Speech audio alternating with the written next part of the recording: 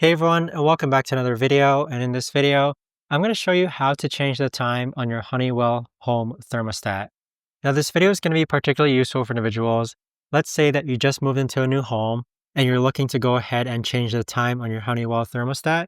How do you actually go ahead and do that when it comes to daylight savings? Now, this video is going to be short, sweet, and simple, guys. There's not going to be a lot of steps involved.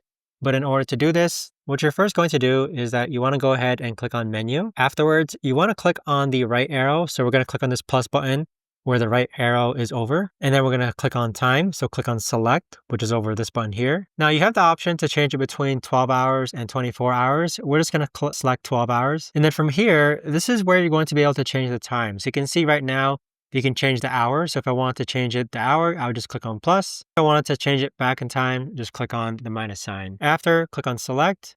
And then notice how the minutes side is now blinking. Same thing, you would just click on plus or minus and then click on select. And as you can see, right now it's saving and there you have it. Now click on home so that we can go ahead and change the time.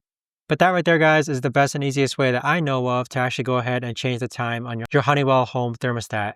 If you guys know of a better or easier way to actually do this, let me know in the comments down below.